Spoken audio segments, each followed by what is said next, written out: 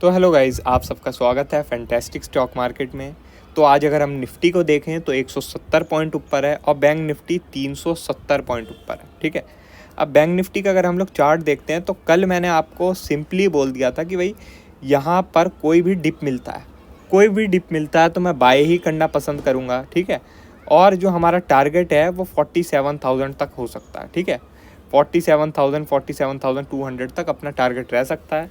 और आपने देखा कि भाई आज जो है गैप अप में ही ऑलमोस्ट ये टारगेट अचीव हो गया था, तो उसके बाद ज़्यादा कुछ बचा नहीं था। ठीक है, फिर मैंने आपको टेलीग्राम में अपडेट कर दिया था कि भाई मैं और जो है बुलिश हूँ नहीं अब।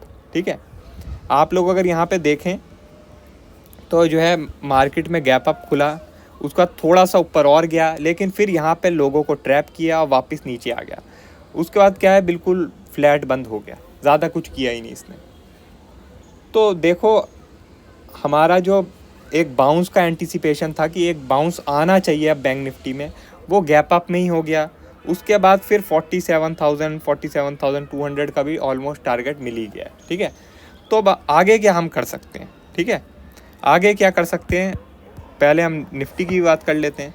निफ्टी में अपना टारगेट क्या था, निफ्टी में था कि भाई ये जो 20 मूविंग एवरेज है यहाँ तक मिल जाना चाहिए। तो जो है आज 22,100 तक मिल गया। ठीक है, अब यहाँ 50-60 पॉइंट और बाकी हैं, हो सकता है 50-60 पॉइंट और ऊपर चले आ जाए, लेकिन 50-60 पॉइंट के लिए हम कोई रिस्क तो लेंगे नहीं कि भाई हम कॉल बाय कर लें। तो इसलिए अब मैं कॉल साइड प्रेफर नहीं करूँगा। अब क्या है, मुझे अगर कोई सेलिंग अपॉर्चुनिटी मिलती है तो मैं सेल का ट्राई करना चाहूँगा। ठीक है, मगर ये है कि मैं ज़्यादा कोई बड़ा स्टॉप लॉस नहीं लूँगा सेलिंग के लिए, मैं छोटे स्टॉप लॉस के साथ जो है सेलिंग करना पसंद करूँगा। ठीक है, जब तक अब ये 20 मूविंग एवरेज के ऊपर सस्टेन नहीं करती, जो कि है 22,160 का लेवल, इस लेवल के ऊपर जब तक अब निफ्टी सस्टेन नहीं करती है, तब तक जो है मैं कॉल को अवॉइड करना पसंद करूँगा। अगर सेलिंग अपॉर्चुनिटी मिलती है तो मैं सेल का ट्राई करूँगा, क्योंकि मेरे हिसाब से ये बस एक बाउंस आना था, टेक्निकल बेसिस पे एक बाउंस आना था। अब ये ऑलमोस्ट आ चुका है, इसके बाद वापस से जो जर्नी है नीचे की वो शुरू हो जानी चाहिए। आप लोग अगर वीकली चार्ट देखें हैं तो वो भी काफ़ी ज़्यादा ख़राब है। ठीक है, अब पिछले हफ्ते वीकली चार्ट काफ़ी ख़राब था, लोगों ने पुट बाय किया, बोलते रहे कि भाई पुट बाय कर लो। लेकिन तब मैं आपको बोल रहा था कि भाई पुट बाय ऐसे ही नहीं कर सकते। जैसे मंडे को पूरी दुनिया आपको पुट बाय बोले जा रही थी। ठीक है, मंडे का दिन कहाँ है, ये रहा आपका मंडे का दिन। तो मंडे के दिन सब के सब आपको पुट बाय बोले जा रहे थे। ठीक है, लेकिन मैंने आपको बोला था कि मंडे को हमें एक बाउंस बैक देखने को मिलना चाहिए, और मंडे को गिरे। फिर मैंने मंडे के बाद आपको बोल दिया था अब मेरा व्यू न्यूट्रल है, अब प्राइस एक्शन के हिसाब से ट्रेड करेंगे। तो 21,900 के नीचे निकला तो हमने सेलिंग की और मार्केट में फॉल आया। उसके बाद फिर क्या है, अब ये जो डोजी जिस दिन बनी थी तब मैंने आपको बोला था कि बुलिश व्यू है मेरा। अब जो है अगर मुझे कोई डिप मिलती है तो मैं कॉल बाय करना पसंद करूँगा। तो आप देख सकते हैं एक ज़बरदस्त गैप अप हुआ। ठीक है, अब मैं आपको बोल रहा हूँ कि अब मैं जो हूँ कॉल में बिल्कुल भी इंटरेस्टेड नहीं हूँ। अब मुझे अगर सेलिंग की अपॉर्चुनिटी मिलती है तो मैं सेल करना ही पसंद करूँगा, जब तक कि 22,160 के ऊपर निफ्टी सस्टेन करना शुरू नहीं होती। ठीक है, अगर हम बैंक निफ्टी की बात करें तो बैंक निफ्टी ने आज जो है 20 मूविंग एवरेज को टच कर लिया, उसके बाद वहाँ से ज़बरदस्त सेलिंग आई है बैंक निफ्टी में। अब बैंक निफ्टी में ये जो 46,500 का लेवल है, ये तो आप लोगों को अब तक रट ही गया होगा कि ये कितना इंपॉर्टेंट लेवल है। तो 46,500 के नीचे अगर बैंक निफ्टी निकलता है, ठीक है, बैंक निफ्टी नीचे निकलता है, तो फिर मैं जो हूँ बैंक निफ्टी में एक अच्छी खासी सेलिंग देख रहा हूँ।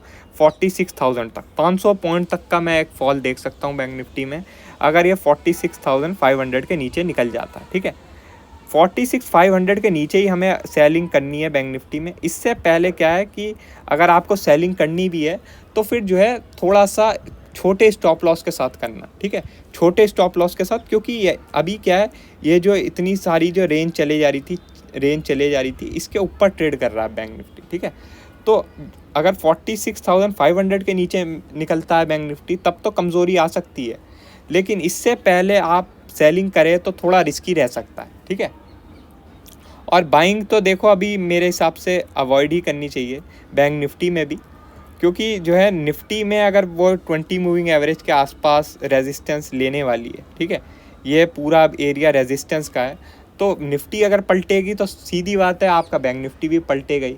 जैसे मैंने आपको कल बोला था कि भाई बैंक निफ्टी आपका ऊपर जाने का हाई चांस है, बैंक निफ्टी ऊपर जाएगा तो निफ्टी भी ऊपर ही जाएगा, तो आपने देखा निफ्टी भी ऊपर ही गया। तो वैसी ही बात है कि अब निफ्टी अगर नीचे जाएगा तो बैंक निफ्टी भी आपका नीचे ही जाएगा। तो इसलिए मैं जो हूँ अब किसी भी इंडेक्स में बुलिश नहीं हूँ। मुझे अगर सेलिंग अपॉर्चुनिटी मिलती है तो मैं सेल का ही ट्राई करना पसंद करूँगा, ठीक है। रही बात यूएस मार्केट की, तो यूएस मार्केट में कल ज़बरदस्त तेज़ी हुई थी, ठीक है। लेकिन अब देखना है हमें कि ये जो तेज़ी है वो सस्टेन होती है या नहीं, क्योंकि आप देखें ये जो डेक्स है, कहाँ गया डेक्स, जो आपका वो है क्या कहते हैं उसे, यूरोपियन मार्केट का इंडेक्स है, डेक्स जर्मनी का, ठीक है। उसमें भी जो है एक तेज़ी देखने को मिली, आज गैप अप देखने को मिला, लेकिन गैप अप आधा ख़त्म हो चुका है, ठीक है। गैप अप आधा ख़त्म हो चुका है। तो यूएस मार्केट में भी हमें यही चीज़ देखनी है कि भाई जैसे यूएस मार्केट में भी गैप अप दिख रहा है 100 पॉइंट का, तो गैप अप सस्टेन होता है या नहीं, वापस से सेलिंग आती है या नहीं, ठीक है। गिफ्ट निफ्टी अभी फ्लैट टाइप ही है, तो उसे ज़्यादा देखना नहीं है। यूएस मार्केट सबसे ज़्यादा मेन है, क्योंकि यूएस मार्केट ने कल वापस से एक नया ऑल टाइम हाई लगाया। अब हमें यही देखना है कि भाई ये जो ऑल टाइम हाई है सस्टेन होता है या नहीं, ये वापस से पलटता है। क्योंकि देखो यूएस में काफ़ी ज़्यादा ये चीज़ कॉमन है कि भाई जो है न्यूज़ को बाय कर लो, उसके बाद फिर सेलिंग कर लो, बाय द मतलब sell the rumour buy the news, इनका कुछ ना कुछ ये सब चलता ही रहता है, ठीक है। तो इसलिए यूएस मार्केट की तेज़ियों पे हम ज़्यादा यकीन नहीं कर सकते। हमें अपनी मार्केट का जो स्ट्रक्चर है उसके हिसाब से ट्रेडिंग करनी पड़ेगी। अभी अपनी मार्केट का स्ट्रक्चर यही बोल रहा है कि भाई अब जो है रेजिस्टेंस के पास आ रही है, पहले सपोर्ट के पास था तब बाय किया, अब रेजिस्टेंस के पास है तो सेलिंग का ही अपना प्लान रखें, तो वही ज़्यादा बढ़िया रहेगा, ठीक है। इंडिया विक्स की बात करें तो 7% डाउन है आज, 7%, ठीक है। 13 के भी नीचे निकल गया इंडिया विक्स, जबकि ये इलेक्शन ईयर है, ठीक है। इलेक्शन ईयर है, इंडिया विक्स ऊपर जानी चाहिए, यहाँ पे इंडिया विक्स नीचे जा रही है।